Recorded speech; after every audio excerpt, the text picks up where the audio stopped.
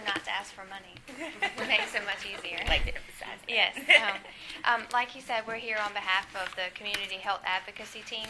We want to give you a background, the current status, and where we hope to go with it in the future. In 2011, the VCU Massey Cancer Center obtained a grant from the Tobacco Commission, and that resulted in the hiring of Carol Covington to canvass Emporia and Greensville to discuss health-related concerns, including the high incidence of and mortality rates of cancer.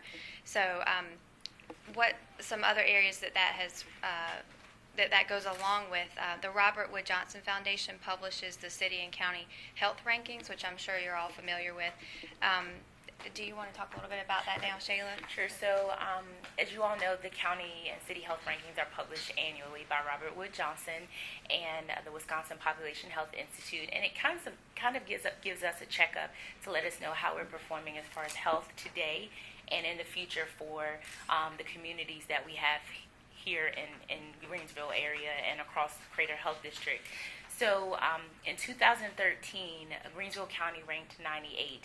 There are 133 ranked counties in Virginia for 2013. So where Greensville is not 133 or towards the end, there's still some room for improvement.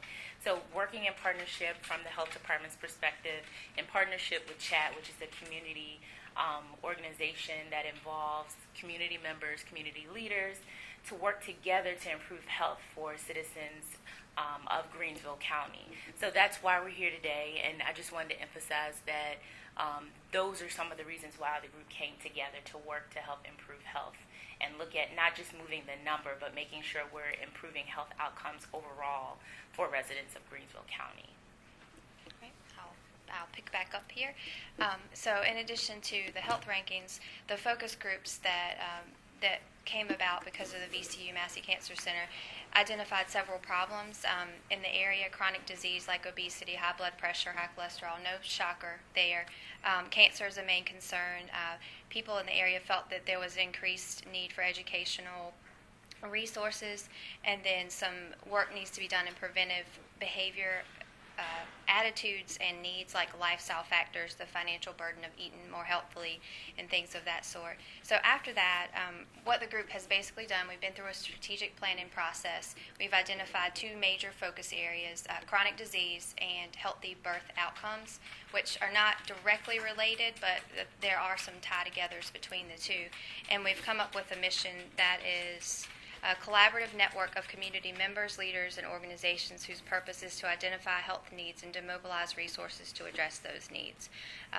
Then the group's name changed to what we've said tonight, CHAT. And you might think, well, you've been meeting for 2 years and not that much. You don't have that much to show for it. We have had some obstacles. Getting the key people at the table has been one obstacle.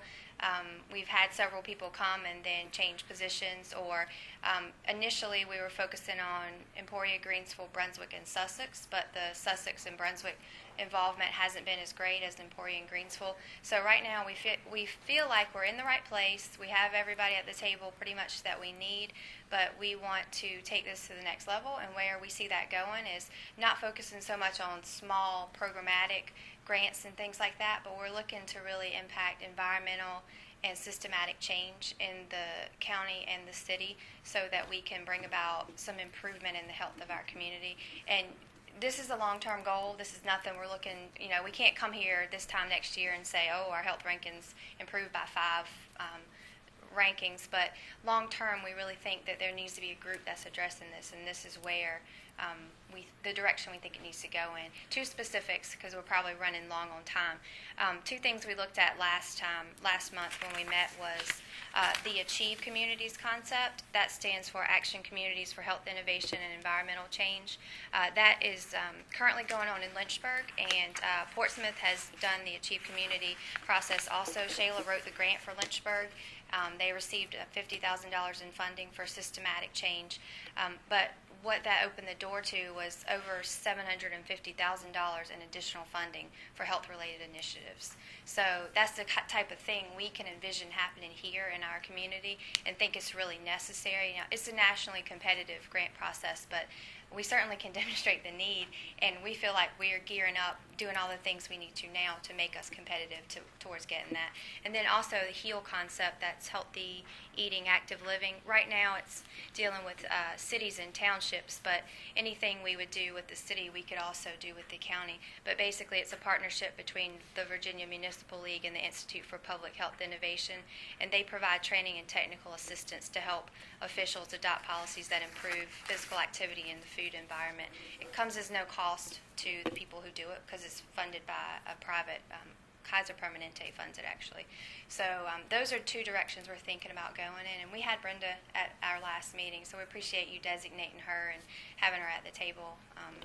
We just wanted to let you know that's what we're doing, and if you all have any questions or any directions you think we should be going, we'd be happy to hear that. Board have any questions? That's a good idea, especially when it's health and needs. Okay, great. Thank you. Thank you. Yes, Thank you. thank you.